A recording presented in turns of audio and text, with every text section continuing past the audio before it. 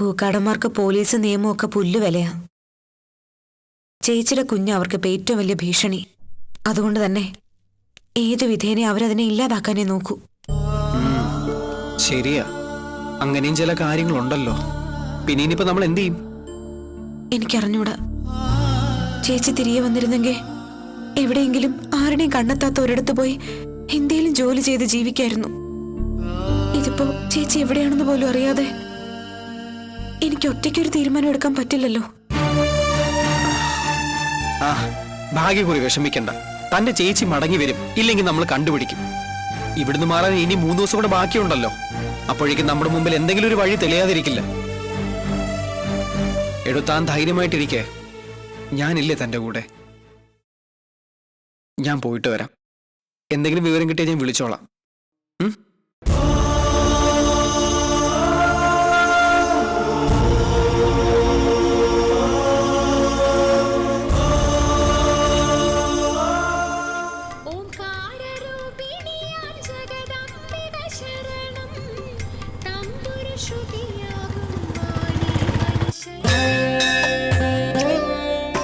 എന്റെ ദേവി, എന്റെ കുഞ്ഞിനൊരാപത്തും വരാറ് കാത്തോണേ. ദേവി, അവരെയും കുഞ്ഞിനെയും വീട്ടിലേക്ക് കൊണ്ടുവരാൻ കാത്തു രുക്മിണിയമ്മയും സമ്മതിക്കണേ.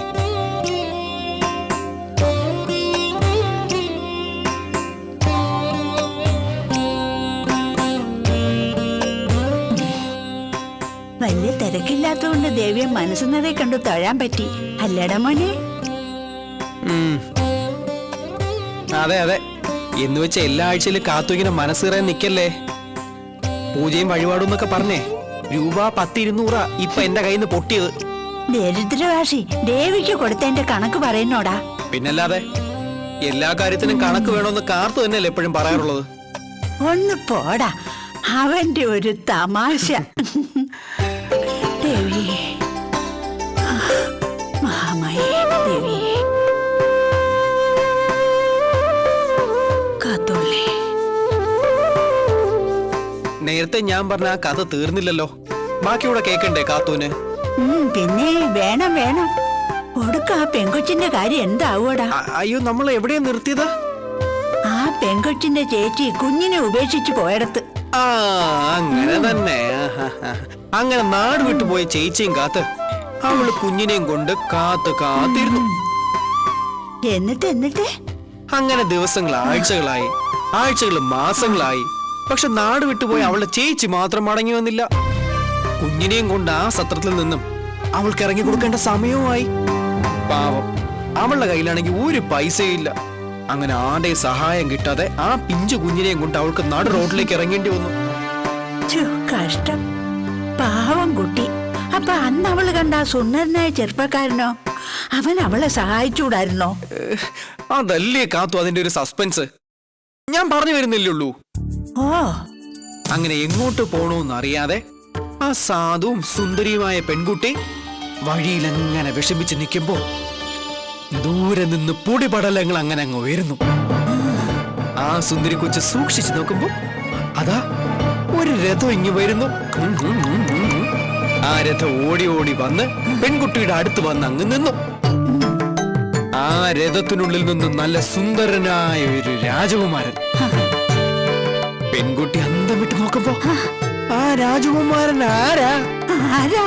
അന്ന് അവളെ സഹായിച്ച ആ ചെറുപ്പക്കാരൻ. അവൻ ശരിക്കും ഒരു രാജകുമാരനായിരുന്നു. എങ്ങനെയുണ്ട്? ഓ, ഇപ്പോഴത്തെ കാലത്ത് എവിടെ രഥവും രാജകുമാരനും ഒക്കെ? ഇതുവരെ നല്ല ഒറിജിനാലിറ്റി ഉണ്ടായിരുന്നു, ഇപ്പൊ അത് പോയി. എന്റെ അമ്മുമ്മ, ഈ കഥ നടക്കുന്നത് അങ്ങ് ഇംഗ്ലണ്ടിലല്ലേ? അവിടെ ഇപ്പോഴും രാജാവും രാജ്ഞിയൊക്കെ ഉണ്ടല്ലോ. ആ, എന്നിട്ട് രാജകുമാരൻ എന്ത് ചെയ്തു? എന്ത് ചെയ്തെന്നോ? അന്തം വിട്ടു നിൽക്കുന്ന പെൺകുട്ടിയുടെ മുമ്പിലേക്ക് രഥത്തിന്റെ ഡോർ അങ്ങ് തുറന്നു കൊടുത്തു. രഥത്തിന് എവിടാടാ ഡോറ്? എന്റെ പൊന്നമ്മുമ്മേ, ഇത് ഇംഗ്ലണ്ടിലെ രഥമല്ലേ? അത് കാറ് പോലുള്ള രഥമായിരുന്നു. ഇങ്ങനെ ഇടയ്ക്കിടയ്ക്ക് ഓരോന്ന് ചോദിച്ച് എന്നെ ഡിസ്റ്റർബ് ചെയ്യല്ലേ. അതിന്റെ രസം പോവും. നീ പറ, രാജകുമാരൻ ഡോറ് തുറന്നിട്ട്? ആ ഡോർ തുറന്നിട്ട് രാജകുമാരൻ അവളോട് പറഞ്ഞു, കേറിയാലും രാജകുമാരി. ആദ്യം അവളൊന്ന് മടിച്ചു. പക്ഷെ രാജകുമാരന്റെ നിർബന്ധം കൊണ്ട് അവസാനം അവൾ ആ കുഞ്ഞിനെയും കൊണ്ട് രഥത്തിലേക്ക് കയറി.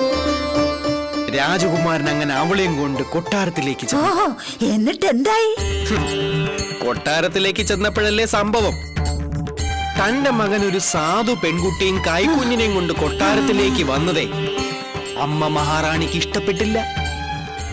അങ്ങനെ അമ്മ മഹാറാണിയും രാജകുമാരനും കൂടെ ഭയങ്കര വഴക്ക് കിടന്നു.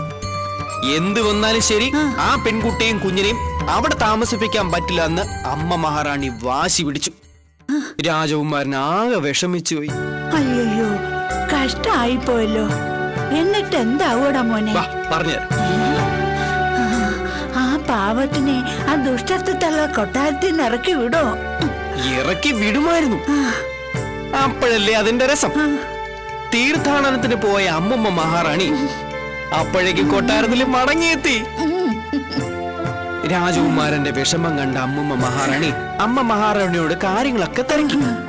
വിവരങ്ങളെല്ലാം അറിഞ്ഞപ്പോ അമ്മുമ്മ മഹാറാണി അമ്മ മഹാറാണിയോട് കൽപ്പിച്ചു, എന്റെ ഉണ്ണിയുടെ സങ്കടം കണ്ടിട്ട് എന്റെ ഹൃദയം വിങ്ങുന്നു. എന്റെ ഉണ്ണി ആഗ്രഹിക്കുന്നത് പോലെ അവൻ ആ സുന്ദരി കുട്ടിയെ വിവാഹം കഴിക്കട്ടെ എന്ന്. എന്നിട്ട് അമ്മ മഹാറാണി സമ്മതിച്ചോ? സമ്മതിക്കാതെ പിന്നെ? കൽപ്പിച്ചിരിക്കുന്നതേ അമ്മുമ്മ മഹാറാണിയാ. ഈ അമ്മുമ്മ മഹാറാണിയുടെ മുമ്പിലെ അമ്മ മഹാറാണി വേറെ ശിശുവാ, ശിശു. എന്നിട്ടാ കല്യാണം നടന്നോ? പിന്നെ നല്ല അടിപൊളിയായിട്ടല്ലേ നടന്നത്. അങ്ങനെ രാജകുമാരനും ആ സുന്ദരി കുട്ടിയും കൂടി സന്തോഷത്തോടെ ജീവിക്കുന്നിടത്ത് കഥ തീരും. അപ്പൊ ആ കുഞ്ഞോ? കുഞ്ഞിനെ അവര് വളർത്തും. പിന്നെ അയൽ രാജ്യത്തെ കുമാരനുമായിട്ട് കല്യാണം കഴിപ്പിച്ചു കൊടുക്കും. അപ്പൊ ആ പെൺകുട്ടിയുടെ ചേച്ചിയോടാ മോനെ? ആ പെണ്ണ് തിരിച്ചു വരില്ലേ? വരും വരും വരും. ഈ മോളുടെ കല്യാണ സമയത്തെ ആ അമ്മ മടങ്ങിയെത്തും. എന്നിട്ട് അനിയത്തിയോട് മാപ്പ് ചോദിക്കും. അപ്പൊ രാജകുമാരനും ആ പെൺകുട്ടിയും ചേച്ചിക്ക് മാപ്പ് കൊടുക്കുകയും ചെയ്യും. എങ്ങനെയുണ്ട് കാത്തുകഥ? ഇഷ്ടപ്പെട്ടോ? നല്ല അസല് കഥ. ആ പെൺകുട്ടിന്റെ നന്മ കൊണ്ടാടാ അവക്ക് രാജകുമാരനെ കിട്ടിയത്. എന്താ ഈ കഥയുടെ പേര്? കഥയുടെ പേര് മമ്മി റിട്ടേൺസ്. ഈ അമ്മ തിരിച്ചു വരുന്നിടത്താണല്ലോ, അതുകൊണ്ട് ആ പേര്. കൊള്ളാം. എന്തായാലും എനിക്കിഷ്ടായി. ഒരു സിനിമ കണ്ടതുപോലെ തന്നെ ഉണ്ടായിരുന്നു. അല്ല കാത്തു, ഞാനും ചോദിച്ചോട്ടെ, ആ രാജകുമാരന്റെ സ്ഥാനത്ത് ഞാനാണ് അങ്ങനെ ഒരു സുന്ദരിയും സൽസ്വഭാവിയും ഒരു അനാഥ പെൺകുട്ടിയുമായിട്ട് വീട്ടോട്ട് വരുന്നതെന്ന് വെക്കാം. അമ്മ മഹാറാണിയെ പോലെ നമ്മുടെ രുക്മിണി ഇടം തിരിഞ്ഞു നിന്നാലേ അമ്മ മഹാറാണിയെ പോലെ കാത്തുവിനെ രക്ഷിക്കുകയോ ഇല്ലയോ? പറ കാത്തു, കാത്തുവിനെ രക്ഷിക്കില്ലേ? പിന്നെ ആ മോഹൻ നീ അങ്ങ് മനസ്സിൽ വെച്ചാ മതി. വഴി കിടക്കുന്ന അനാഥ കൊച്ചുങ്ങളെ വല്ലതും നീ വിളിച്ചോണ്ട് വന്നാ നിന്റെ മുട്ടുകാലിൽ ഞാൻ തല്ലി ഓടിക്കും. രുക്മിണി ഞാനും കൂടെ അവളെ തല്ലിക്കൊണ്ട വല്ല പൊട്ടക്കുളത്തിലും കൊണ്ടിടും. നിന്നെ കഷ്ടപ്പെട്ട് വളർത്തിയതേ എവിടെയോ കിടക്കുന്ന വല്ല അനാഥ കൊച്ചിനെയും കൊണ്ട് കെട്ടിക്കാനല്ല. കഥ പോലെയാണോടാ ജീവിതം. നിനക്ക് നല്ല രാജകുമാരിമാരെ ഈ കാത്തു കണ്ടുപിടിച്ച് തരും. അല്ലാതെ തന്നിഷ്ടം കാണിച്ച ഞാനും നിന്റെ അമ്മയും വല്ല വിഷവും വാങ്ങിച്ചു തിന്ന് ചത്തുകളി. പറഞ്ഞേക്കാം. രാവിലെ വെറുതെ വായിലെ വെള്ളം വറ്റിച്ചത് മിച്ചം. ഓ, നിന്ന് മോങ്ങാതെ കാത്തു, ഞാൻ വെറുതെ പറഞ്ഞതാ. ഞാനായിട്ട് ആരെയും കൊണ്ടുവരാൻ പോകുന്നില്ല. ഒന്നിങ്ങോട്ട് വരുന്നുണ്ടോ? എനിക്ക് ഓഫീസിൽ പോണം. ഇനി അമ്പലത്തിൽ പോണെന്നൊക്കെ പറഞ്ഞ് കുടുങ്ങി വാ, ഞാൻ കാണിച്ചു തരാം. നീ എന്താടാ പുറകുറുക്കുന്നേ? ഒന്നുമില്ലേ അമ്മുമ്മ മഹാറാണി.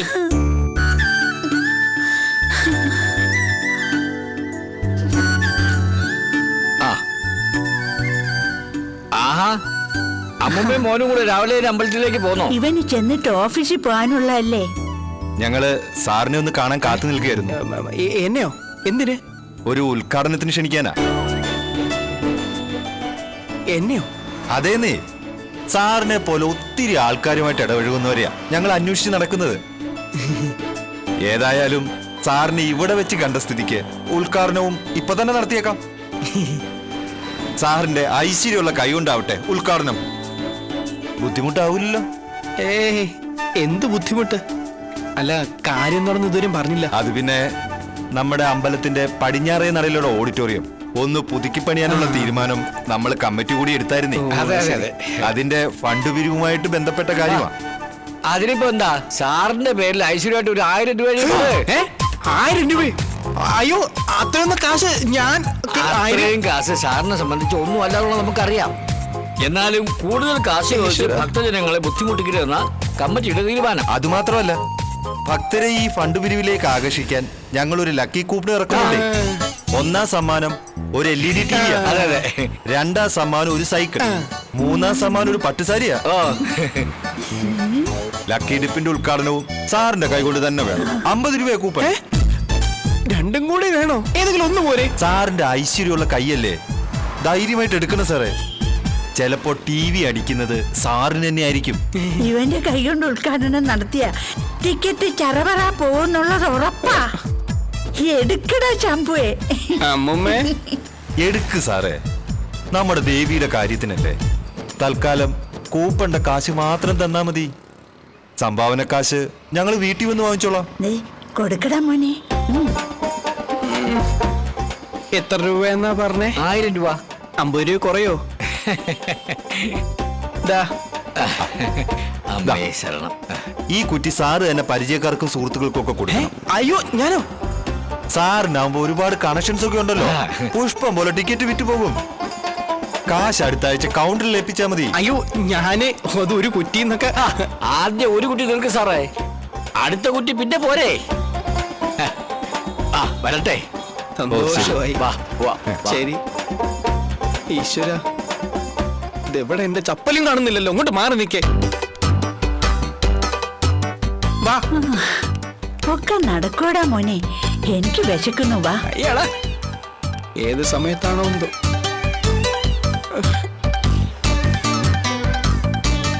എടാ ശങ്കറെ, അയ്യോ, വയ്യുണ്ടനാ.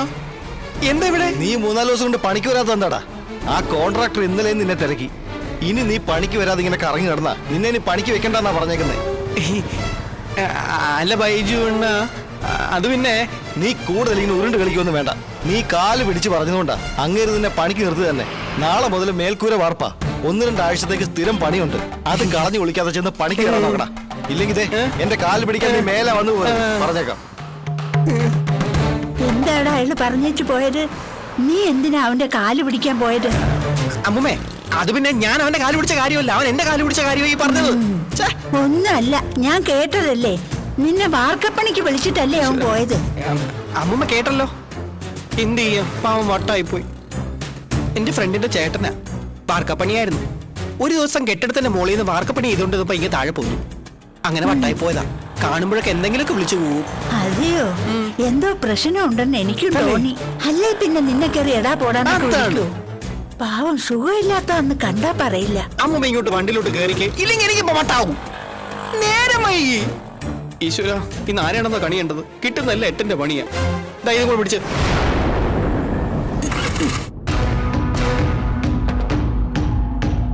എന്നതാണ് എത്ര ആലോചിക്കാൻ? ഇത് ഏറ്റെടുക്കാൻ എന്നതെങ്കിലും ബുദ്ധിമുട്ടുണ്ടോ? അതിന് പിന്നെ എന്താ ബുദ്ധിമുട്ട് സാറേ? ഞാൻ ആലോചിച്ചത് അതല്ല.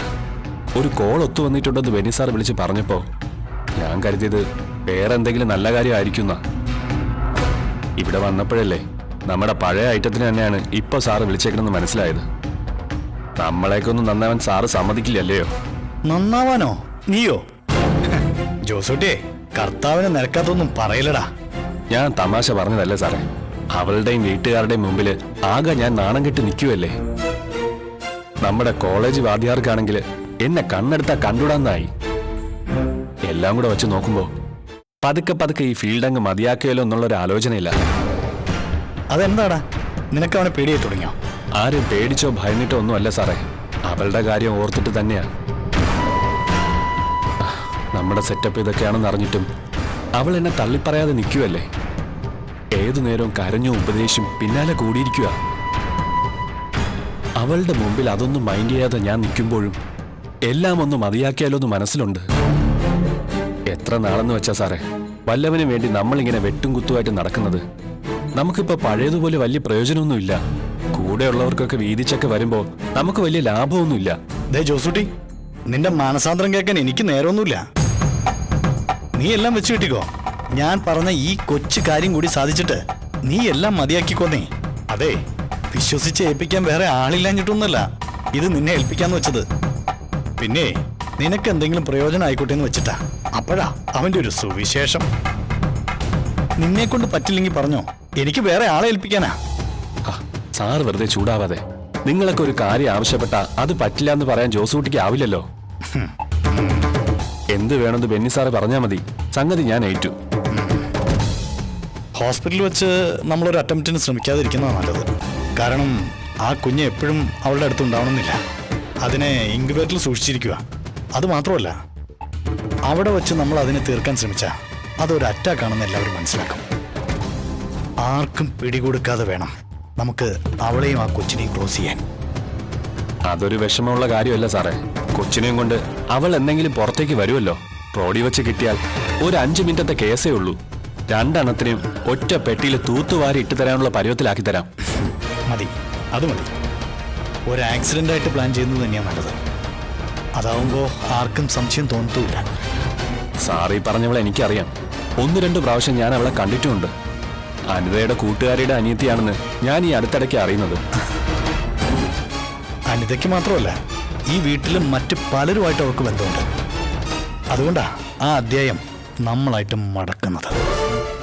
അപ്പോ നിനക്കവളെ അറിയാവുന്ന സ്ഥിതിക്ക് കൂടുതൽ ഡീറ്റെയിൽസ് ഒന്നും വേണ്ടല്ലോ. അവളെ എന്നാ ഡിസ്ചാർജ് ചെയ്യുന്നതെന്ന് ഞാൻ തിരക്കി അറിയിച്ചോളാം നിന്നെ.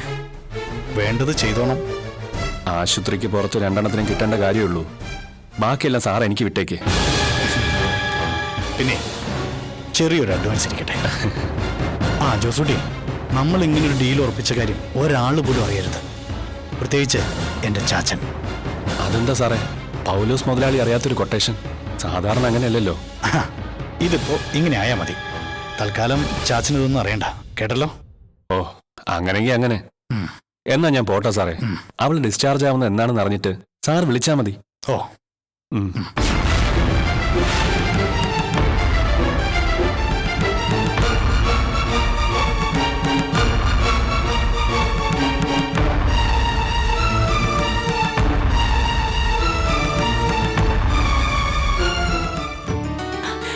നേരാണോടാ നീ പറഞ്ഞത്? അതോ അമ്മച്ചിയെ വെറുതെ കളിപ്പിക്കാൻ പറഞ്ഞതാണോ? ഞാൻ എന്നാത്തിന് അമ്മച്ചോട് നുണ പറയുന്നത്? പെണ്ണ് കെട്ടാൻ പോകുന്നു എന്ന് പറഞ്ഞത് സത്യമായിട്ടുള്ള കാര്യമാണ്. എന്റെ അമ്മച്ചിയാണ് സത്യം. ഇപ്പൊ വിശ്വാസമായോ? എന്റെ മാതാവേ, എനിക്കിനി ഇതിൽ കൂടുതൽ ഒന്നും കേക്കണ്ടായേ. എന്നെ പറ്റിയടാ മോനെ, ഇപ്പോഴെങ്കിലും ഈ നല്ല ബുദ്ധി തോന്നാൻ.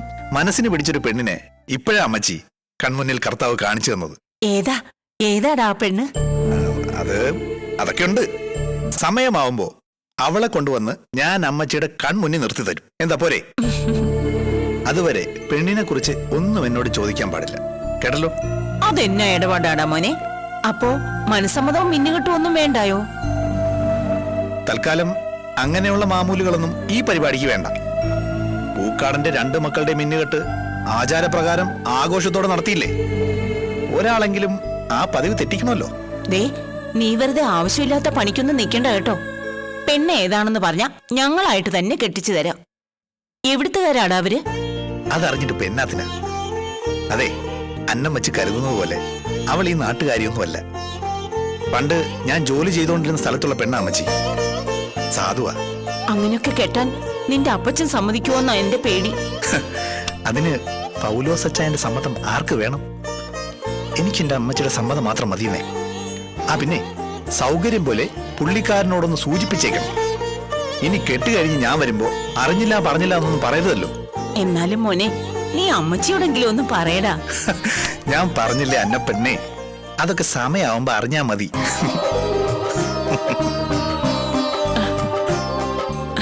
ഈശോയെ,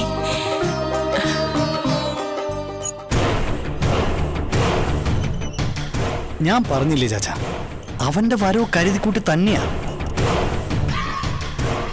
അല്ലേലും അമ്മച്ചിയെ കാണാന്ന് പറഞ്ഞു വന്നവൻ ഇവിടെ സ്ഥിരതാമസത്തിന് വട്ടം കൂട്ടുവോ? ഇപ്പതേ പെണ്ണ് കെട്ടാൻ പോകുന്നു. അവനത് കാര്യമായിട്ട് പറഞ്ഞാണോടാവേ? ചിലപ്പോ ഈ അലമ്പത്തിലോ അലച്ചിലോ ഒക്കെ കളഞ്ഞ് മാനമര്യാദയ്ക്ക് ജീവിക്കണമെന്ന് അവനും തോന്നിയിട്ടുണ്ടാവും. ആർക്ക്? അവനോ? ചാച്ചനിത് എന്നാ പറച്ചിലാ പറയുന്നേ? അയാൾ ഇതൊക്കെ സീരിയസ് ആയിട്ട് പറഞ്ഞതാണെന്നാ ചാച്ചന്റെ വിചാരം? എന്റെ ചാച്ച അങ്ങനെ ഒരു വിചാരം അയാൾക്കുണ്ടായിരുന്നെങ്കിൽ അത് ആദ്യം പറയേണ്ടത് ചാച്ചനോടല്ലായിരുന്നോ? അങ്ങനെയാണെങ്കിൽ നമ്മൾ കുടുംബക്കാരായിട്ട് അത് നടത്തി കൊടുക്കുമായിരുന്നല്ലോ. ഇതിപ്പോ അവിടെയും തന്നിഷ്ടം കാണിക്കാനല്ലേ അയാളുടെ പുറപ്പാട്. ഇനി അഥവാ അങ്ങനെ വല്ലതും അവൻ പ്ലാൻ ചെയ്തിട്ടുണ്ടെങ്കിലേ ഏതവളെ കൊണ്ടുവരുന്നതെന്ന് നമുക്ക് എങ്ങനെ അറിയാം? എനിക്ക് ഉറപ്പായാച്ച ഈ പറഞ്ഞതൊക്കെ അവന്റെ വെറും തട്ടിപ്പാ. പെണ്ണ് കെട്ടുന്ന കാര്യം പറഞ്ഞ അവൻ എന്നെ തട്ടിപ്പ് കാണിക്കുന്ന നീ പറയുന്നേ? അവൻ കെട്ടിയാലും കെട്ടിയില്ലേലും നമുക്കെന്നെ നടാവേ? അത് ചാച്ചൻ അറിയാൻ മേലഞ്ഞിട്ടാ. ഒരുത്തിയെ കെട്ടി ഈ തറവാട്ടിൽ വന്ന് കുറ്റിയടിച്ച പിന്നെ അവനും അവന്റെ പെണ്ണും ഒക്കെ ഈ തറവാടിന്റെ അവകാശികളാവുകയല്ലേ? ഇവിടെ ഇപ്പൊ പാർട്ടീഷൻ നടന്നിട്ടില്ലെന്ന് സണ്ണിച്ചതിന് വ്യക്തമായിട്ട് അറിയാം. ആ സ്ഥിതിക്ക് എന്നെങ്കിലും ഒരിക്കൽ പാർട്ടീഷൻ നടക്കുമ്പോ അവനും അവന്റെ കുടുംബത്തിനും ന്യായമായിട്ടൊരു ഓഹരി അവകാശപ്പെടാലോ. ഇനി ചാച്ചൻ കൊടുക്കുകയില്ലെന്ന് ഉറപ്പിച്ചാൽ തന്നെ അമ്മച്ചിയുടെ പേരിലും മോശമല്ലാത്തൊരു ഓഹരി ഉണ്ടല്ലോ. അവനും അവന്റെ കുടുംബത്തിനും ജീവിക്കാൻ വേറെ മാർഗമില്ലാന്ന് പറഞ്ഞ് കാല് പിടിച്ചാലേ ചാച്ചൻ ഇനിയിപ്പോ എത്ര എതിർത്താലും അമ്മച്ചി അത് അയാളുടെ പേരിൽ എഴുതി വെക്കും. അല്ലെങ്കിൽ തന്നെ മൂത്ത മോനെന്നും പറഞ്ഞ് അലിയാൻ നിൽക്കുന്ന ആളാ അമ്മച്ചി. അപ്പൊ പിന്നെ ബാക്കിയൊക്കെ നമുക്ക് ഊഹിക്കാവുന്നതല്ലേ ഉള്ളി അച്ഛ. ഇനി അധികം വൈകാതിരിക്കുന്ന അച്ഛ ബുദ്ധി. സ്വത്തുക്കളൊക്കെ എത്രയും പെട്ടെന്ന് എന്റെ പേരിലേക്ക് മാറ്റിയിടാം. ഇഷ്ടദാനവും തീറാദാനവും ഒക്കെ ആയിട്ട് മതി. അതാവുമ്പോ അയാൾക്ക് കോടതിയിൽ കേസിൽ പോകാൻ വകുപ്പില്ലല്ലോ. എന്താ അതല്ലേ അച്ഛ ബുദ്ധി അല്ലേ? പിന്നെ അത് തന്നെ അബന്ധിച്ചായ ബുദ്ധി. എത്രയും പെട്ടെന്ന് തന്നെ ഇവിടുത്തെ സ്ഥാവര ജംഗമങ്ങളടക്കം സകല സ്വത്തുക്കളും നിന്റെ പേരിൽ എഴുതി വാങ്ങിക്കണം. എന്നാലല്ലേ നീ വിചാരിക്കുന്നിടത്തേക്ക് കാര്യങ്ങൾ എത്തുകയുള്ളൂ.